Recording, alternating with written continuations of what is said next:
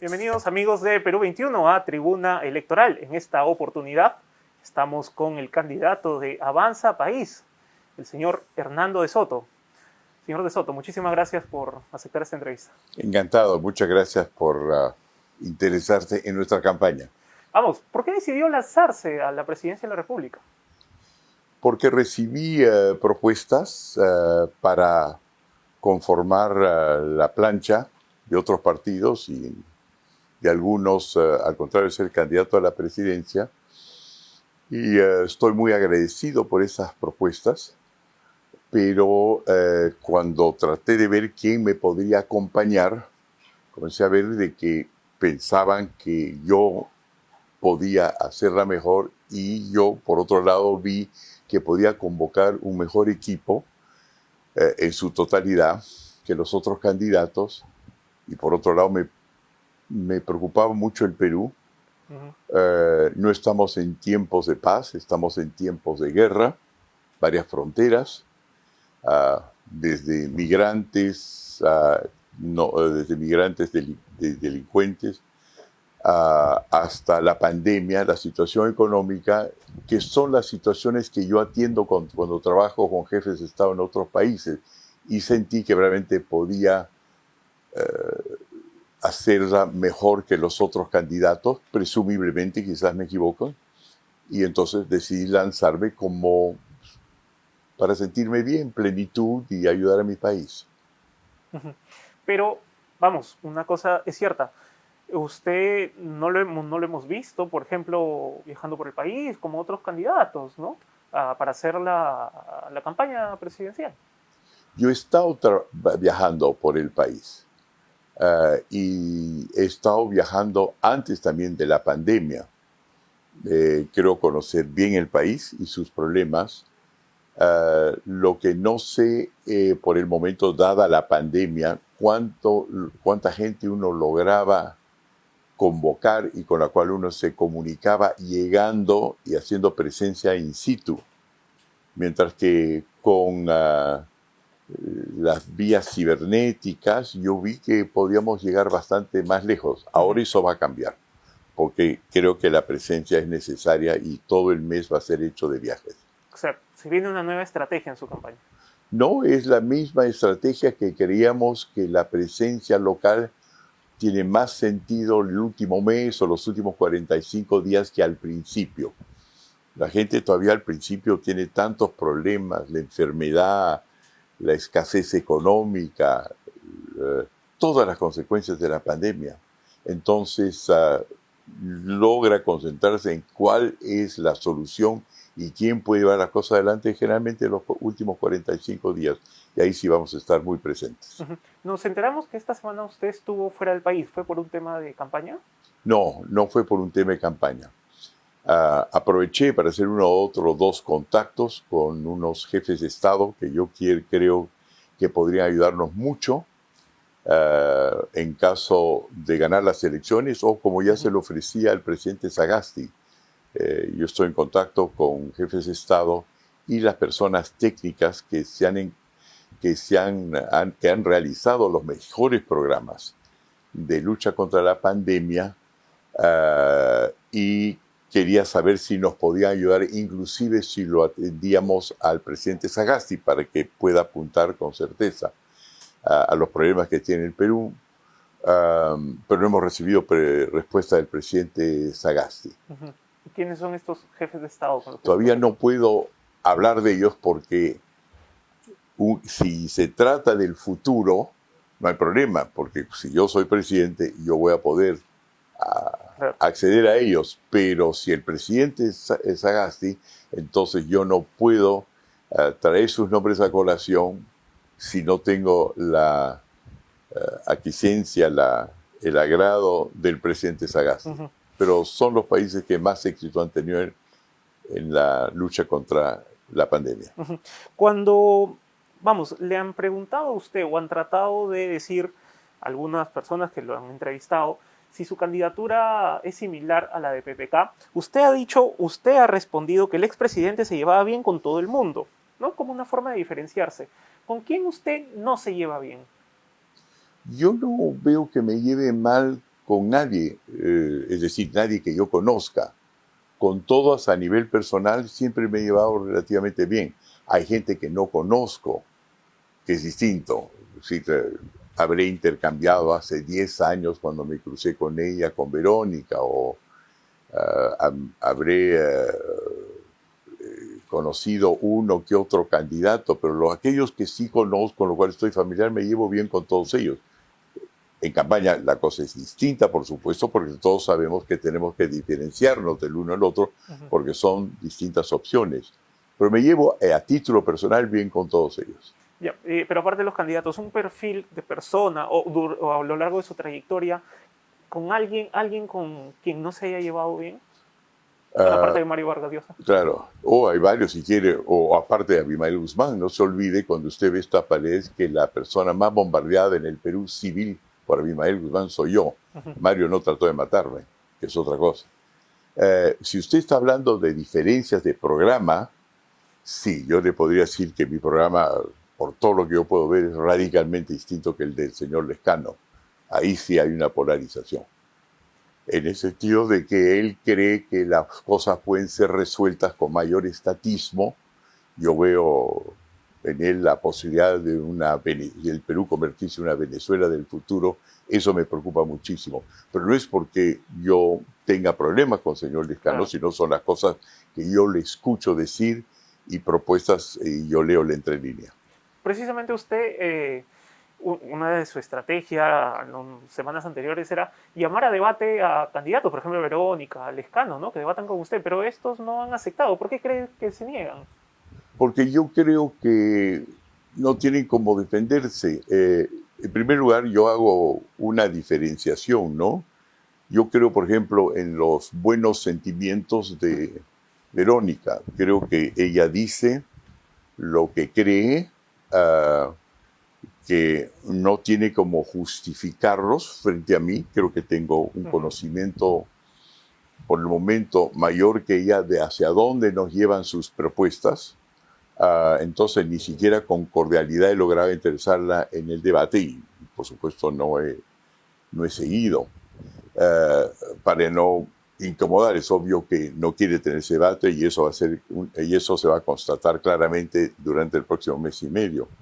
En el caso del señor Lescano, yo creo que está respondiendo a afanes populistas, pero que son muy peligrosos desde ya, porque mientras que dure la campaña, yo creo que gracias a él, cualquier persona, cualquier grupo de empresas nacionales o internacionales que estaban pensando en que iban a invertir en el Perú con su trabajo, su dinero, su capital, con sus técnicos, ya eso van a estar guardados hasta que termine la elección y sea derrotado. Y si entra el señor Lescano, sencillamente no van a venir al Perú, porque básicamente él ha dicho, al igual que el expresidente Vizcarra, de que en el primer caso, de que las reglas del juego van a llevar a algún nivel de expropiación, le hace participación del Estado, que no es un buen gestor hoy día en el Perú. Nadie dice que no puede serlo en el futuro, pero hoy día no lo es, pierde plata, no sabe firmar contratos, no es un aparato que es amigable al inversionista, que sea público, una empresa estatal china, o que sea privado, una empresa privada europea. Y por otro lado, en lo que se refiere al expresidente Vizcarra, cuando dice vamos a tener una constituyente y va a diseñarse una nueva constitución en el futuro, lo que le está diciendo en pocas palabras, aunque lo sepa o no lo sepa, a los inversionistas es las reglas del juego no están dadas y me voy a tomar 3 o 4 años para formularlas. Ahí sí no viene absolutamente nadie a largo plazo. Precisamente el señor Lescano dice que para proyectos mineros, por ejemplo, puede entrar el Estado con la empresa privada a un 50% cada uno. ¿Es viable esta opción? No, yo no creo que es viable en esta opción si es que dado que está el Perú. Si estuviéramos hablando pues del Estado sueco, que es eficiente, donde a veces entra a proyectos que les falta financiación, pero no se entremete en la gestión, sino apoya financieramente, quizás ahí podría pasar. Pero en el caso del Perú, sabiendo la tendencia que tiene el Estado de entrometerse, del caso del señor Lezcano, es decir, 50%, quizás 20%, quizás 10%, y sabiendo que en este momento no sabe ni siquiera firmar un contrato, que no sabe prever las trampas que podrían venir con una empresa como Odebrecht, no las previó, no ha sabido ni perseguir ni prevenir. Entonces, obviamente, eso es una mala noticia para un inversionista, sobre todo si no se dice cómo participaría el Estado y por qué habría de mejorar en su gestión cuando no lo ha podido hacer en el curso de los últimos años. Por otro lado, también sus críticos han tratado de a usted un poco llevarlo hacia el lado de que su partido, su candidatura, es un satélite del fujimorismo. Y vamos, lo repiten a cada rato y en la gente, en sus posibles electores, está quedando esa idea de que Hernando de Soto y Avanza País es un satélite del fujimorismo. ¿Cómo le puede explicar a estas personas que todavía no saben por quién votar, no se deciden, que es un buen porcentaje, que usted no es fujimorismo o sí es fujimorismo? Bueno, en primer lugar, yo creo que eso va a resultar bastante claro durante la campaña que se viene, por varias razones. La primera es que si fuera pro-fujimorista estaría pues en ese partido. En segundo lugar, no hubiese gentilmente criticado a Keiko por no haber cumplido sus promesas mientras que era la jefa, para todo efecto práctico, del legislativo. He dicho que no se hizo mucho durante el tiempo que su partido dominaba el Congreso. En tercer lugar, yo llevo en mis filas las personas que ayudaron a crear el sistema financiero internacional nuevo que le dio al Perú tanta prosperidad durante los últimos 20 o 30 años, y no están en su partido, sino están conmigo. Igualmente, en lo que se refiere a la situación de seguridad, habla de mano dura, pero cuando comenzó su papá con mano dura, tanto para acabar con una inflación de 7,000%, acabar con Sendero Luminoso y acabar con el MRTA, ella tenía 15 años, mientras que los que combatieron y descabezaron tanto a la MRTA, a Sendero Luminoso, según sus propias admisiones, de, por ejemplo, Abimael Guzmán, en su libro Las Dos Colinas, fueron el general Miyashiro, el general Williams y yo, y ninguno de nosotros está en el partido de Keiko. Ya, pero yo iba al lado al lector, al elector, a esa persona que está distante de los debates políticos, porque vamos, mucha gente en estos momentos está preocupada por la pandemia, por conseguir oxígeno, por velar que su familiar no se agrave si cae infectado con el COVID. A ese elector que va a ir en abril a las urnas y caramba, y ve a Hernando de Soto como una opción, pero ve Twitter, ve memes, ve cosas, fake news que pasan en el celular y dice, ah, no, él es fujimorista, y vamos, hay un buen sector que rechaza a Keiko y al fujimorismo. Me refería a ese mensaje, a ese elector. ¿Cómo lo podría entender en sencillo esa persona que usted es independiente y completamente distinto? Me acaba de iluminar el cuarzo. La primera cosa que yo voy a pedirle a Chichi Valenzuela y al excelente caricaturista Mechaín, lo admiro mucho, de que deje de poner fotos mías como caretas sobre Keiko. Con eso ya vamos a acabar con el 90% de la sospecha de que yo tengo algo que ver con el fujimorismo. La segunda cosa que me está convenciendo es de que voy a tener que, desde esta semana, marcar las distancias, las diferencias. Lo voy a hacer, espero que también las publique Perú 21. Como siempre. No siempre, pero yo estoy segura que con usted va a ser testigo. No se olvide, la estamos, última gran y aquí caricatura. estamos para que marque bien esas diferencias. Me parece muy bien, pero no se olvide, en la última estaba Keiko con mi careta encima, además había 4 más debajo. Pero vamos a marcar las diferencias por una razón muy importante, y es que cuando se trató de bajar la inflación del Perú, crear el paquete de shock que permitió efectivamente dar la bienvenida a capitales nuevas al Perú, que permitió la creación para 1992 de 340,000 nuevas empresas formales, etcétera, esas le hicimos nosotros. Tenemos los documentos para aprobarlo, entonces de aquí para adelante los vamos a enseñar. Y vamos a enseñar cómo eso se realizó entonces, no porque le quite mérito, digamos, al presidente Alberto Fujimori, era jefe de Estado y puede no haber hecho el detalle de las medidas ni haberlas concebido, pero asumió el pasivo que éstas podían arrastrar cuando Keiko tenía 15 años. Entonces vamos a marcar esa diferencia con todo respeto e indicar que nosotros sí sabemos hacerlo. Y la otra cosa que también es importante resaltar, que el fujimorismo no es un partido político, no es una ideología, es una dinastía. De que nosotros sí somos un partido político y sí tenemos un sistema que se puede calibrar ideológicamente. Precisamente ya que me habla de su partido político, estos meses se publicó un libro, Mini Candidatos, ¿no? Que es una recopilación de varios artículos que lo edita Carlos Meléndez. Ahí José Carlos Requena, quien se encarga de escribir una reseña sobre su candidatura, habla sobre Avanza País, ¿no? El partido tiene el símbolo de la locomotora, y recuerda unas declaraciones que usted dio que las quiero leer acá. Somos los huéspedes de un partido que ya existe. Yo y mi gente seremos responsables de lo que nosotros hemos puesto adentro. Entonces mi pregunta es, ¿cómo le garantiza a los peruanos que de llegar al gobierno, las personas que usted no ha puesto y que ya formaban parte del partido no terminen alejándose de la idea que usted está proponiéndole a los ciudadanos?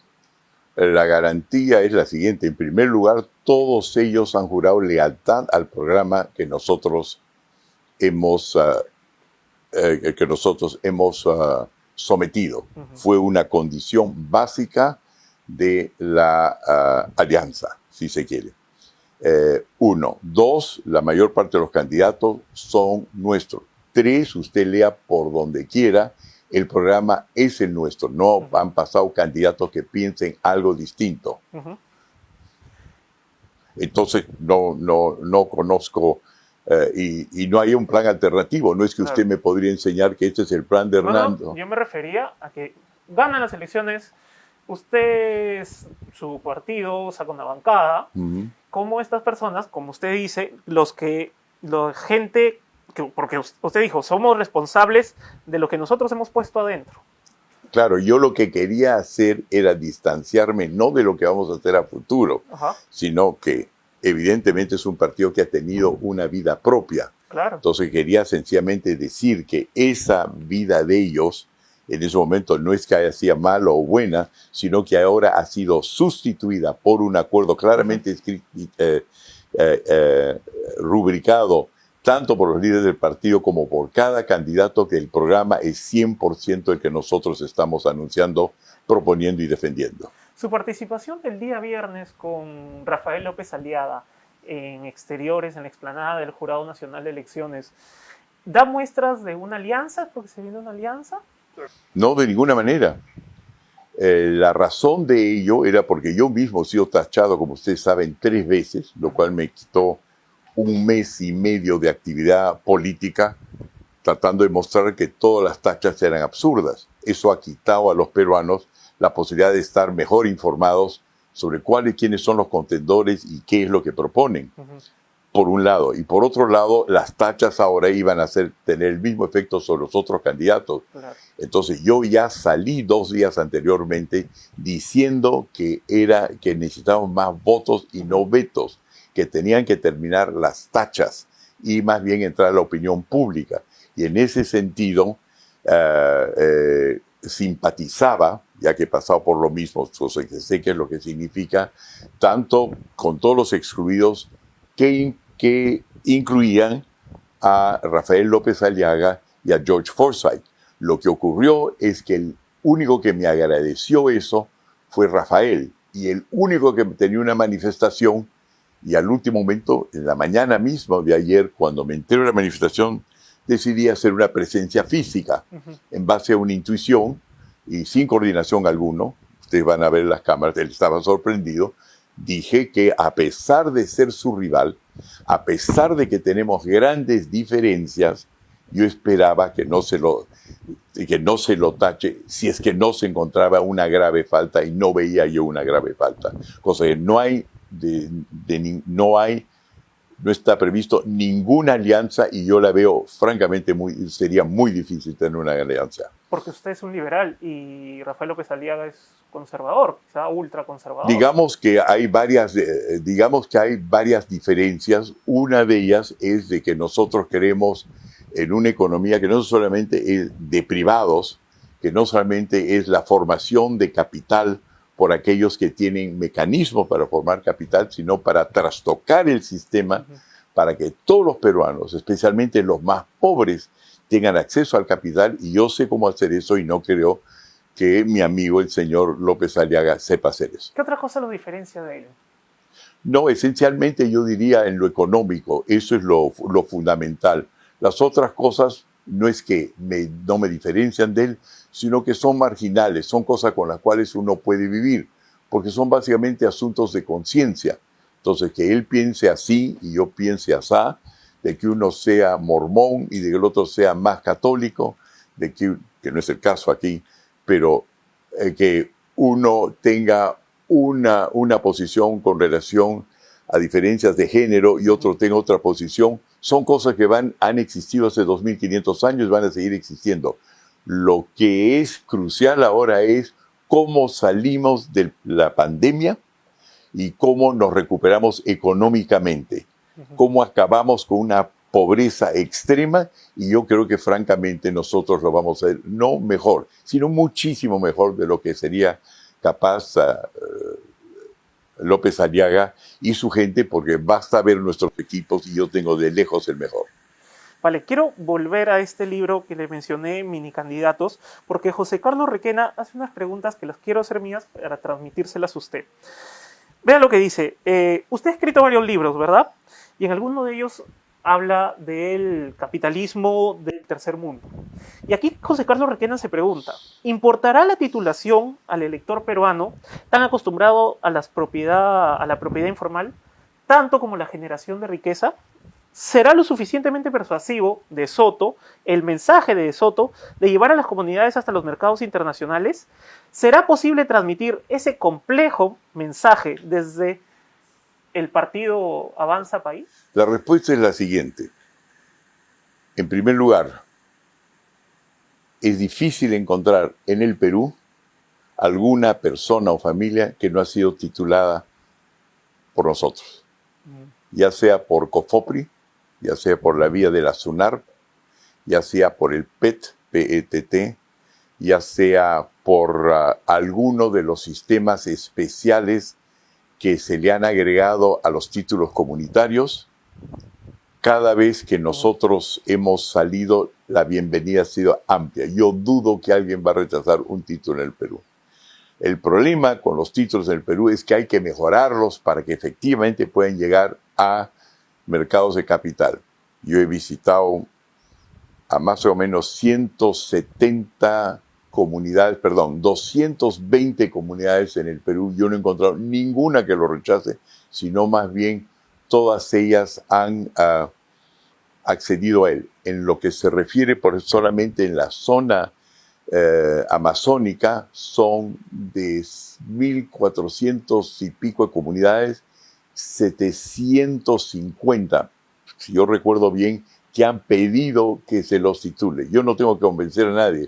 Lo que tengo que ser es elegido para que esas cosas se realicen, porque yo sé ponerle los presupuestos de tal manera que todo, desde el Estado hasta ellos mismos, van a beneficiarse. Y es la razón por la cual yo estoy prometiendo que si soy elegido voy a poner a andar la mayor parte de proyectos mineros petroleros, gasíferos del Perú y también los agrícolas, porque los voy a conectar con los mercados extranjeros. Y no solamente va a haber beneplácito de los peruanos y con entusiasmo, sino al mismo tiempo yo ya voy a poder al final de la campaña comenzar a anunciar qué bancos y sistemas internacionales, financieros internacionales, se van a adherir. Y si usted, tiene que leer los periódicos, pero si usted lee los periódicos durante las próximas 2 semanas, va a ver usted manifestaciones a favor que no va a poder reunir tanta gente, tanta presencia como las que vamos a tener nosotros hablando precisamente del tema que usted acaba de levantar. Claro, porque yo me acuerdo, yo lo he acompañado en algún momento a hablar, por ejemplo, con los mineros informales de Nazca. ¿Usted ha recuperado estos contactos que en el 2016 comenzó o seguía haciendo con esta gente que estaba en el sector informal? Que vamos, lo veían usted llegaba con el mensaje de la titulación, de la formalización a ellos. ¿Cómo está ahora su relación con este sector? Está muy buena. Se acordará que usted, que en Nazca hubo aproximadamente en la Puna, en la Boca en Mina, es decir, alejada de la ciudad, unas 4.000 personas. Y nosotros no estábamos candidateando. Si me acompañó a Puno, que no sé si fue el caso, fueron 10.000. Es difícil que yo vaya a algún lugar donde hay minería donde no vengan por lo menos 4.000 a 5.000 personas. Esos se han mantenido. Hay aproximadamente 8 confederaciones de mineros llamados informales o, como ellos se llaman, artesanales en el Perú. Todititos han respaldado mi candidatura y sus jefes están están de candidatos a congresistas, y los que no están candidatos a congresistas son parte del pacto social, donde hay más de 500 gremios informales, todos los cuales se adhirieron en los últimos 9 meses, cosa que sigue constante, y eso se va a ver en el voto, aunque no aparezca necesariamente en las estadísticas. Precisamente las quejas, cuando usted viajaba, las quejas de los mineros informales era que el proceso de formalización era muy tedioso, que es un porcentaje mínimo nada más había logrado formalizarse.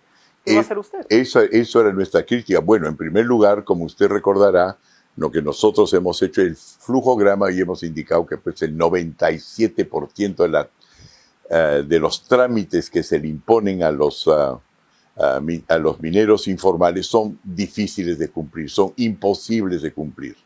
Además de eso, esa formalización no es tal. Lo que les da la formalización que propone el Estado hasta ahora es de que si lo son, pagarán impuestos abiertamente cuando están pagándolo, pero por la vía del IGB, porque no hay cosa que compren ellos, taladros, querosene, cualquier cosa que necesitan, que no paguen impuestos, cosa que es una mentira que no paguen impuestos, pero ninguno de ellos le da el derecho realmente a fácilmente obtener una concesión y poder operar y comprar explosivos. Todo eso va a cambiar con nosotros.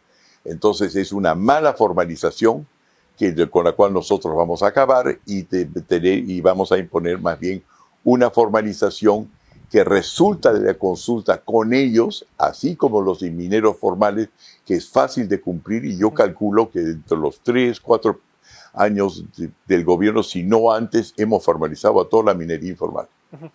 Verónica Mendoza tuvo unas declaraciones un tanto, faltosas con respecto al señor Julio Velarde del BCR.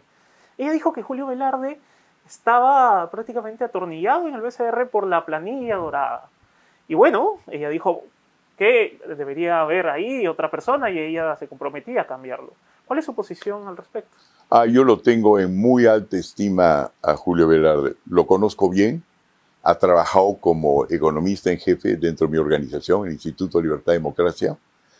Ha sido votado como creo que el mejor presidente de un banco central de reserva, no solo de América Latina, creo que del mundo. Entonces me parece que doña Verónica debería pedir disculpas porque es uno de los mejores profesionales que existe. Ella ha hecho una política monetaria realmente excelente, lo cual hace que un país pobre en este momento, que ha caído en todos los índices mundiales, no solamente combate con el coronavirus, sino en el famoso programa del Banco Mundial que se llama Haciendo Negocios, es decir, la facilidad de hacer negocios. Creo que hemos caído de la posición 60 en el mundo a las 140 y pico, en lo que se refiere a manejo de circulante. El Banco Central de Reserva del Perú sigue siendo 5 estrellas. Señor Hernando de Soto, ¿qué estrategias usted tomaría de llegar al gobierno para combatir la pandemia? Varias. Yo ya he estado en comunicación directa con el jefe del comando que lucha contra la pandemia en Israel. Es el país más exitoso. Pero también hemos tomado contacto, por supuesto, con las autoridades de Guayaquil, que en América Latina probablemente son las que han tenido más éxito, claro, las de Nueva Zelanda y Taiwán. Pero regresemos a Israel.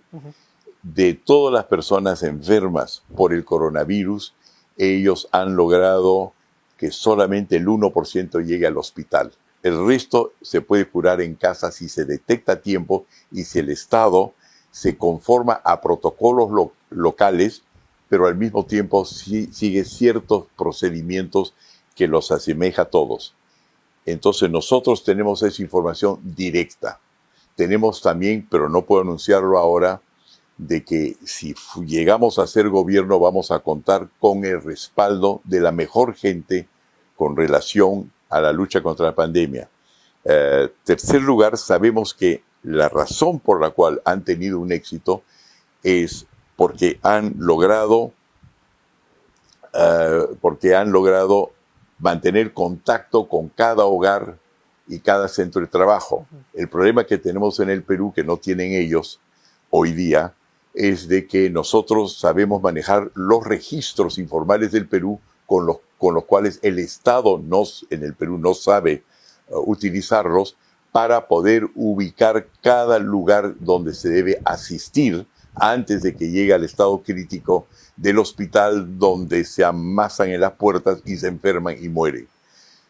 Cuarto lugar, hemos trabajado con grupos militares peruanos liderados por el general Williams, que como usted sabe es parte de Avanza País, el general Miyashiro, que está haciendo mi programa de seguridad, un mecanismo mediante el cual, sirviendo a la autoridad civil del presidente, vamos a agrupar a todas las fuerzas logísticas que no están siendo utilizadas por las armas en sí, sino que pueden ayudar a luchar contra la pandemia, logística, transporte, organización jerárquica, licenciados preparados, reservistas esperando, sistemas de autodefensa para agregar al servicio público peruano entre 20,000 y 30,000 personas y con eso replicaríamos todo lo que se está haciendo en Israel hoy. Y estamos en estrecho contacto con las personas responsables en ese país, pero no solo ese país. Entonces tenemos un plan y esperamos poder exponer ese plan ya sea la próxima semana o la siguiente semana. Una junta cívico-militar bajo la presidencia de la República para combatir a la plaga. Usted dijo en una declaración que le habían ofrecido la vacuna contra el COVID-19 en algún momento. Dijo que no revelaría quién era esta persona. Pero después de esto, ¿usted ha vuelto a recibir un ofrecimiento? ¿Usted se ha vacunado ya? No. Lo que yo dije no es que era una persona, son varias. Lo que ocurre es que, como usted sabe, yo trabajo en varios países, claro, y trabajo con jefes de Estado. Y con algunos de ellos, por supuesto, ya que los ayudo a manejar los sectores pobres del país, que es mi especialidad. No soy consejero político de conspiración partidaria, soy una persona que los ayuda a atacar los problemas de la mayor parte de la población. Algunos de ellos que tienen disponibilidad de la vacuna me ofrecieron, pero no en el Perú, a mí nadie en el Perú me ha ofrecido. Okay. Han sido de afuera y yo todavía no he reaccionado a ello porque quiero ser políticamente eficiente. no criticado, aunque por supuesto tendría derecho a defender mi vida y estoy en una edad en la cual soy más vulnerable que usted, por ejemplo. Pero la respuesta es que no a todas sus preguntas. Bien, ya para concluir, y quiero hablar de inseguridad ciudadana, porque estuve viendo en su plan de gobierno y hay una afirmación que quiero que me la expliquen. Mire, en su plan de gobierno, el plan de gobierno Avanza País dice: la percepción de inseguridad por parte de la ciudadanía se ha reducido notablemente. Y mi pregunta es, ¿qué datos tiene para respaldar esta afirmación? La percepción de inseguridad por parte de la ciudadanía se ha reducido notablemente. Creo que lo que usted está viendo es el plan de gobierno de Avanza País que fue sometido en la época electoral cuando están poniendo tachas y que nosotros luego hemos presentado hace solamente 2 meses, completamente revisado, porque ese plan fue sometido porque fue parte de un trámite. Ajá. Ese es el legal, digamos. Es el que está publicado. ¿Sí? No, está publicado. Está publicado. Está bien. Pero lo que yo le quiero decir es que hace más de 6 semanas que hemos publicado en todos los periódicos de que el plan de Hernando de Soto, no el que fue preparado antes que nosotros asumiéramos control del partido y la campaña, no dice eso. Esa es una frase que yo desconozco. Pero si usted ingresa, por ejemplo, ahora que hay campaña de conozca el plan de gobierno de los candidatos, vamos, el ciudadano entra a las webs, Voto Informado, el JNE, va a encontrar este plan. Yo sé, está esta frase. Yo sé, es un problema que estamos tratando de resolver, comunicando a todo el mundo que el verdadero plan, aquel que en detalle se va a ejecutar, y que, dicho sea paso, es el único plan de gobierno de hecho en el Perú que está publicado afuera. Lo ha recogido la OECD como el único plan realista con relación a la pandemia y a las consecuencias económicas. Ha sido publicado en el Wall Street Journal, que es el diario más grande del mundo, y en la revista The Economist, que es la revista más influyente en economía del mundo. Ese plan no es ese. Entonces tiene usted absolutamente razón, que es un poquito como las cosas que hablan sobre mis títulos, ¿no? Están ahí, pero no son esos. Yo no he hecho esa frase. O sea, no está formalizado el cambio en la plataforma oficial. Eso, pero mire, es bien sencillo. Si yo en este momento tendría que ponerme totalmente a derecho, tendría que ir a varios registros que no sé por qué razón me ponen que yo nací el 3 de junio de 1941. ¿Cuándo nació? Yo nací el 2 de junio de 41. A usted dirá, bueno, ¿y qué importa un día? Bueno, importa un día cuando uno sale de la frontera y dice, un momentito, parece la misma cara, más gordito acá que allá, más flaco aquí que allá, pero no coinciden. Si todas las cosas escritas sobre mí en algún momento en el Perú tuviera que corregirlas, estaría pasando las veces que ha tenido que pasar tanto Forsyth como López Aliaga tratando de evitar tachas. Entonces hay varias cosas que se han escrito sobre mí que no son las cosas que yo respaldo. Y lo que estoy haciendo con ustedes, aprovechando la ocasión, para decir que ese plan no es el nuestro, no es el que se aplica, si bien es el oficial. Claro que sí. Es un poquito como la formalización de los mineros. Los mineros dicen que estos son el Estado dice que estos son los formales, pero en realidad no son los formales, son otros que parecen ser informales. Esos son los tipos de cosas que vamos a corregir. Pero en el último caso es evidentemente culpa nuestra que hemos debido poder poner nuestro plan en lugar del oficial, pero estamos agobiados por una serie de otros trámites. Entonces la percepción de inseguridad no se ha reducido. No, la percepción de seguridad, al contrario, de inseguridad ha aumentado tremendamente, que es la razón por la cual nosotros tenemos un plan, de nuevo elaborado por los equipos del general Williams, el héroe que descabezó al MRTA en la operación Chavín de Huántar, como por el general Miyashiro, que hizo la gran captura de Abimael Guzmán. Entre ellos y sus grupos, eran unas 30 personas. Tenemos un plan de seguridad nacional en la cual una serie de trámites que separan a la policía de la ciudadanía, que hoy día se nota que los policías no están en las calles. Todo eso se va a modificar y inclusive ver el problema de la delincuencia en el Perú desde la familia hasta arriba, para que no sea considerado como dos problemas aparte, porque una gran parte de los delincuentes pueden o no desarrollarse como tal dependiendo del apoyo que recibe la familia, así como el control de las fronteras para filtrar los elementos delincuenciales que están entrando al Perú, tanto por el norte como por la frontera oriental, que son los haitianos.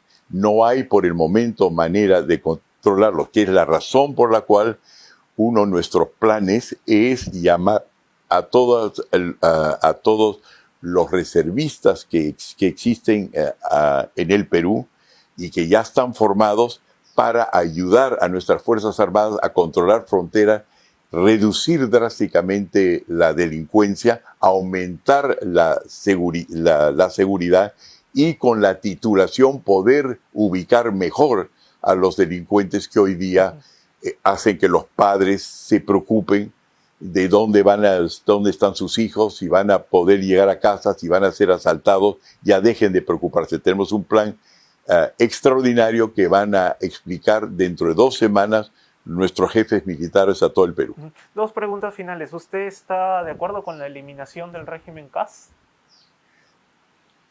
Por el momento no hay una solución inmediata, pero estoy de acuerdo en eliminarlo en gran parte porque una de las razones por las cuales el Estado no puede firmar cheques es porque no hay suficientes funcionarios que están en un régimen estable que les asegura que si responsablemente autoricen, por ejemplo, la importación de unidades de producción de oxígeno o vacunas, ellos pueden recibir una compensación meritocrática por haber sabido evaluar un riesgo.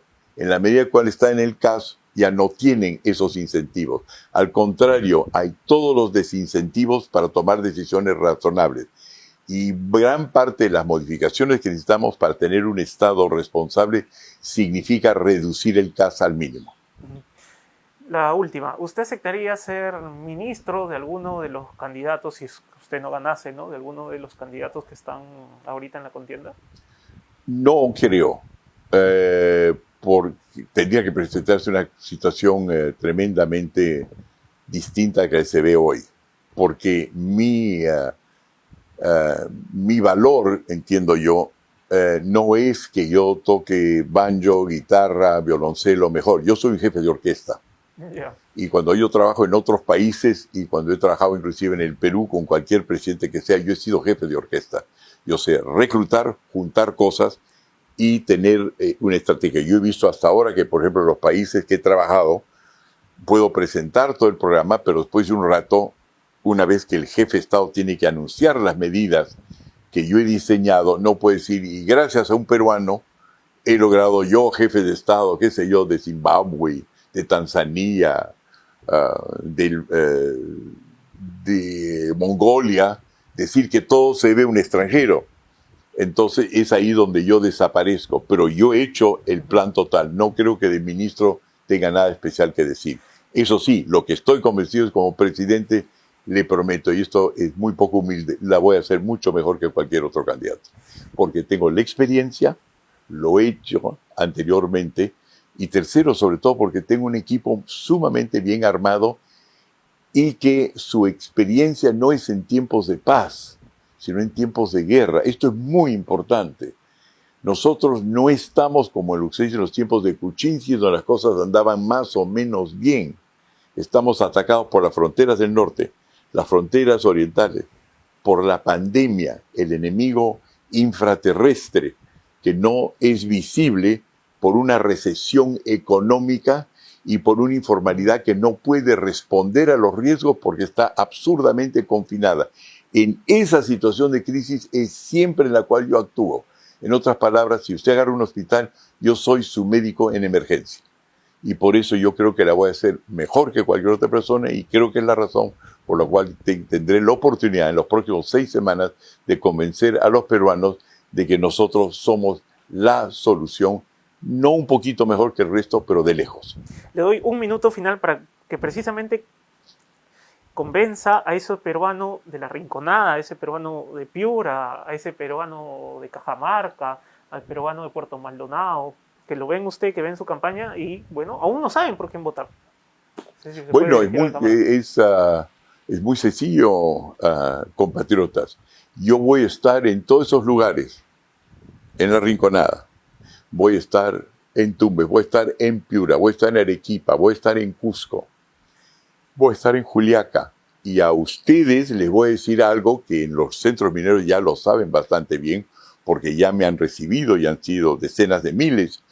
Cuando yo he estado con ustedes y no era un candidato, sencillamente defendía sus intereses, en detalle yo les voy a informar cómo es que voy a resolver sus problemas mineros, la condición de las mujeres en minería, las payaqueras, por qué es que las obligan con medidas absurdas de tipo tributario a vender sus productos en Bolivia. Ha subido por 8 veces la producción de oro en Bolivia, que en el fondo es oro peruano. ¿Por qué tantos de ustedes se están dedicando al contrabando? Hay asociaciones de empresarios en frontera que no son otra cosa que contrabandistas. ¿Por qué nos obliga el Estado a actuar fuera de la ley cuando lo lógico es ser un solo país?